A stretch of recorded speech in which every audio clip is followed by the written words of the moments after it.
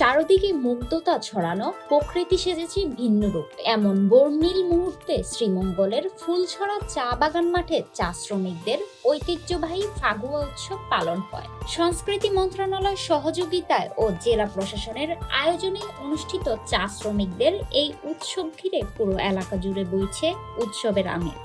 আব্দুল কাইয়ুমের পাঠানো তথ্যচিত্রে প্রতিবেদন। বড়লেখা নিউ সম্রাট চা বাগান থেকে এসেছি শ্রীমঙ্গল ফুলচুরি চা বাগানে ফাগুয়া উৎসবের জন্য। আমরা প্রতি বছরই এখানে আসি আমাদের ঐতিহ্যবাহী নৃত্য পরিবেশনের জন্য। এখানে আমরা আমাদের ঐতিহ্যবাহী নৃত্য কাঠি নাচ নাচের জন্য এসেছি। বিভিন্ন সম্প্রদায়ের লোকেরা এসেছে, যেমন বারাই, সাঁওতাল, মুন্ডা এরা এসেছে।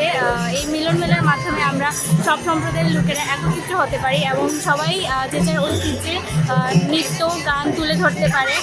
কেমন লাগতেছে এই যে দেশগুলো বিভিন্ন পোশাকের লোক?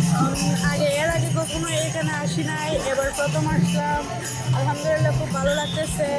আশা করি প্রতি বছরে আসার চেষ্টা করবো। মানে সব দিকে সব পরিবেশ নিয়ে অনেক ভালো পরিবেশ, সুন্দর একটা পরিবেশ।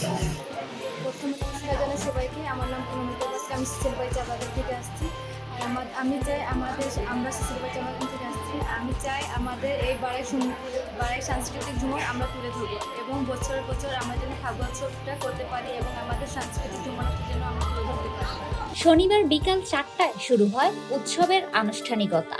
নানা রং বেরঙের সাজে দেখা যায় সবাইকে নাচ গান করে বরণ করে নেন উৎসবের এই আমেজ। ফাগুয়া উৎসব উদযাপন কমিটির আহ্বায়ক প্রীতম দাসের সভাপতিত্বে অনুষ্ঠানে প্রধান অতিথি হিসেবে আসেন মৌলভীবাজার জেলা প্রশাসক মোহাম্মদ ইসরাইল হোসেন।